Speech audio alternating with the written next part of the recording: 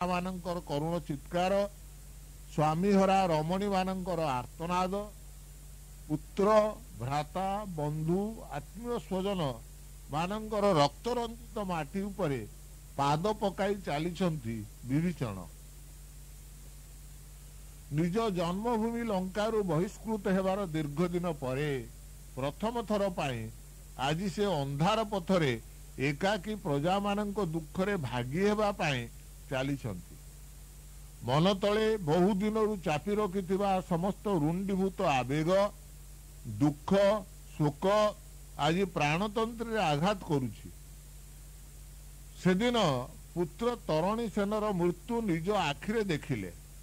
ପିତା ଭାବରେ ଦୁଇ ବିନ୍ଦୁ ଅଶ୍ରୁମୋଚନ କରିବା ବ୍ୟତୀତ ପ୍ରଭୁଙ୍କୁ ନିଜ ପୁତ୍ରର ପରିଚୟ ମଧ୍ୟ ଦେଇପାରି ନାହାନ୍ତି।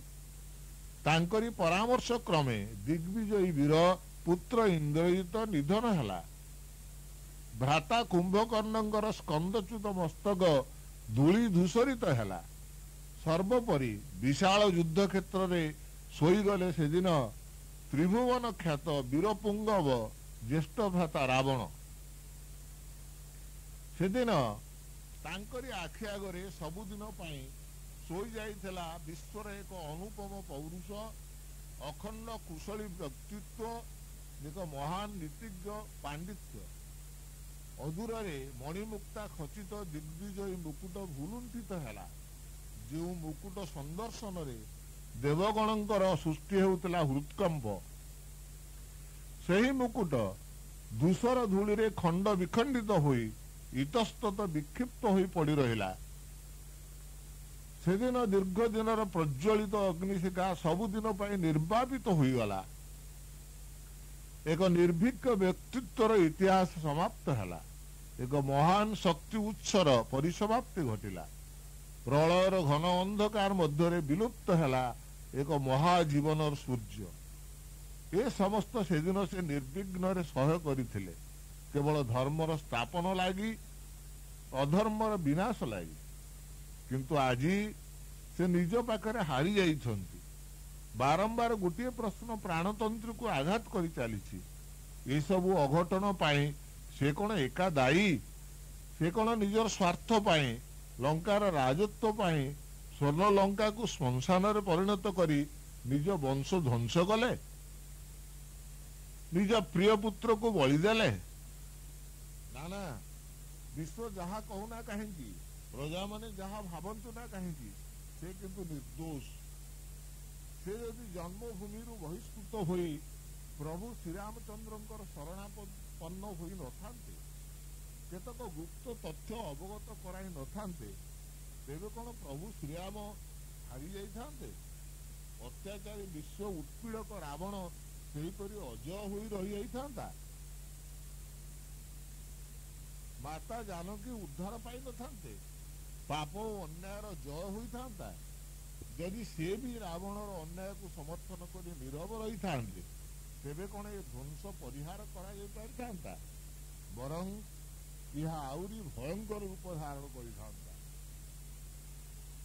ସଂସାରର ସମସ୍ତ ବନ୍ଧନ ଅଳିକ, ଏହାର ସ୍ଥାୟିତ୍ୱ କ୍ଷଣସ୍ଥାୟୀ। ଏ ଜୀବନ ଅତୀତରେ ଥିଲା, ବର୍ତ୍ତମାନ ଅଛି, ଭବିଷ୍ୟତରେ ମଧ୍ୟ ରହିବ। ଏହାର ପରିସମାପ୍ତି ନାହିଁ। ଅଭିଶପ୍ତ ଜୀବନର ଉଦ୍ଧାର ପାଇଁ ପ୍ରଭୁ ପୁରୁଷୋତ୍ତମ ଶ୍ରୀ ରାମଚନ୍ଦ୍ରଙ୍କର ଧରାବତରଣ। ତାଙ୍କ ଦ୍ୱାରା ଚିରନ୍ତନ ଜୀବନ ଧାରାର ବିବର୍ତ୍ତନ ଘଟିଛି ମାତ୍ର। ଅଗ୍ରଜଙ୍କ ପ୍ରତି ତାଙ୍କର ସମ୍ମାନ, ଅନୁରାଗ, ଭକ୍ତି ସମ୍ପୂର୍ଣ୍ଣ ରୂପେ ଥିଲା, ଏବେ ମଧ୍ୟ ଅଛି। ତେଣୁ ଆଜି ମଧ୍ୟ ଏ ଘନ ଅନ୍ଧକାର ମଧ୍ୟରେ ହଜିଲା ଅତୀତକୁ ସେ ଖୋଜି ବୁଲିଛନ୍ତି। ଭଗବାନ ଶ୍ରୀରାମଙ୍କର ନିର୍ଦ୍ଦେଶକୁ ଅବମାନନା କରି ନ ପାରି ସେ ଲଙ୍କାର ରାଜତ୍ୱ ଗ୍ରହଣ କଲେ। ଭୋଗ ବିଳାସରେ ମତ୍ତ ରହି କାମନା ଚରିତାର୍ଥ କରିବାର ଅଭିପ୍ରାୟ ତାଙ୍କର ନାହିଁ। ଏହି ସ୍ୱର୍ଣ୍ଣ ଲଙ୍କାର ପୁନରୁଦ୍ଧାର ସଂକଳ୍ପ ନେଇ ସେ ଆଜି ଅନ୍ଧକାର ମଧ୍ୟରେ ଘୁରୁ ବୁଲୁଛନ୍ତି। ଯେତେବେଳେ ସ୍ୱର୍ଗ, ମର୍ତ୍ତ୍ୟ, ପାତାଳ ରାବଣର ଅତ୍ୟାଚାରରେ ତ୍ରାହିତ ହେଇ ଡାକ ଛାଡୁଥିଲା, ଋଷି ମୁନି ମାନଙ୍କର ତପଶ୍ଚରଣ ନିର୍ମମ ଭାବେ ବ୍ୟାହତ ହେଉଥିଲା, ଧର୍ମର ଗ୍ଳାନି ମଧ୍ୟରେ ଅଧର୍ମ ପକ୍ଷ ବିସ୍ତାର କରୁଥିଲା। ରୁରୁଦ୍ୟମାନ ମାନବ ସତ୍ତା ଆର୍ତ୍ତଚିତ୍କାର କରି ଉଠୁଥିଲା। ମାତୃଜାତିର ଅସମ୍ମାନ କରାଗଲା। ଅନାଚାର, ଅତ୍ୟାଚାର, ଲୁଣ୍ଠନ, ଧର୍ଷଣ କ୍ରମେ ପୃଥିବୀକୁ ଗ୍ରାସ କରି ଚାଲିଲା। ଧର୍ମୋପଦେଶ ଦେବା ଫଳରେ ପୁତ୍ର ରାଜନ୍ୟ ବର୍ଗ ପ୍ରଜାମାନଙ୍କ ସମ୍ମୁଖରେ ପଦାଘାତ ସହିବାକୁ ହେଲା। ଜନ୍ମଭୂମିରୁ ନିର୍ବାସିତ ହେବାକୁ ପଡ଼ିଲା। ସେତେବେଳେ କଣ ବା ସେ କରିପାରିଥାନ୍ତେ? ତାଙ୍କ ପାଇଁ ଦ୍ୱିତୀୟ ପନ୍ଥା କିଛି ନଥିଲା। ଲଙ୍କାର ନିରନ୍ତର ଅନ୍ଧକାର ମଧ୍ୟରେ ଆଜି ସେ ନିଜର ସାଧୁତା ପ୍ରତିପାଦନ କରିବାକୁ କାହାକୁ ପାଉନାହାନ୍ତି। ରୁଦ୍ଧ ଆବେଗର ବ୍ୟାକୁଳତା ପ୍ରକାଶ କରି ଭାରାକ୍ରାନ୍ତ ହୃଦୟକୁ ଶାନ୍ତ କରିବାକୁ କେହି ଆଜି ପାଖରେ ନାହାନ୍ତି। ଏକାକୀ ସେ ଅସହାୟ ଭାବରେ ଅନ୍ଧକାର ମଧ୍ୟରେ ପଦଚାରଣ କରି ଧ୍ୱଂସସ୍ତୂପ ମଧ୍ୟରୁ ଅତୀତକୁ ରୋମନ୍ଥନ କରିବାର ପ୍ରଚେଷ୍ଟା କରୁଛନ୍ତି। ମାତ୍ର ନିଜକୁ ଏ ଦୁର୍ଦିନ ପାଇଁ ଦାୟୀ କରିପାରୁନାହାନ୍ତି କିମ୍ବା ଦୋଷମୁକ୍ତ ବି ହୋଇପାରୁନାହାନ୍ତି। ନିଜର ବ୍ୟକ୍ତିତ୍ୱ, ପୌରୁଷ, ଆତ୍ମବିଶ୍ୱାସ, ଧର୍ମ ପ୍ରାଣତା ଉପରେ ଭରସା ମଧ୍ୟ କରିପାରୁନାହାନ୍ତି। ବିଷାଦିତ ଅନ୍ତର, ଚରମ ଦୁର୍ବଳତା, ଅଶାନ୍ତି ମନରେ ବହନ କରି ଏକ ଧ୍ୱଂସସ୍ତୂପ ଉପରେ ଅନ୍ଧକାର ମଧ୍ୟରେ ଉପବେଶନ କଲେ ଧାର୍ମିକ ରାମାନୁଗତ ଭକ୍ତବୀର ବିଭୀଷଣ। ଦୃଷ୍ଟି ସୁଦୂର ପ୍ରସାରୀ, କପାଳର ରେଖା କୁଞ୍ଚିତ, ପ୍ରାଣ ଭରା ରୁଣ୍ଡୀଭୂତ ଅଶାନ୍ତି, ଆବେଗ, ଅକୁହା ଅନେକ ବେଦନା। ନିରୁପାୟ ପ୍ରଭୁଙ୍କର ଚରଣ ସରୋଜରେ ମନୋନିବେଶ କରି ସ୍ଥାଣୁ ଭଳି ବସି ରହିଲେ। ହଠାତ୍ ଅନ୍ଧକାର ଭେଦ କରି ପଶ୍ଚିମ ଆକାଶରେ ଏକ ଦିବ୍ୟ ଜ୍ୟୋତିର ଆବିର୍ଭାବ ହେଲା। ଜ୍ୟୋତି ମଧ୍ୟରୁ ବଜ୍ର ଗମ୍ଭୀର ସ୍ୱରରେ ଏକ ଆହ୍ୱାନ ଭାସି ଆସିଲା। हे धार्मिक विभीषण, तुमर ए प्रकार अहेतुक दुर्बल मनर भाव प्रवणता धर्म आचरण परिपंथी। कालचक्र घूर्णन फल जहाँ घटी जाइछि ताहा विधि निर्दिष्ट। तुमे निमित्त मात्र। जहाँ घटी जाइछि सेतिपाई निजको दायी करी विश्व नियंतांक विधान रे अमर्यादा करुछ। केतेबा तुमर शक्ति शत शत रावण, कुंभकर्ण, इंद्रजित ए कालचक्र दिग परिवर्तन करि पारि नथान्ते। जहाँ शाश्वत नित्य तांकर अनुसरण कर।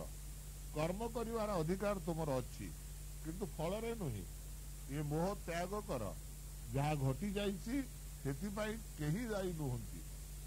केवल परम पितांकर इच्छा, सही इच्छा स्रोतरे तुमे एक बुद्बुद मात्र। भासी जीवा ही तुमर धर्म।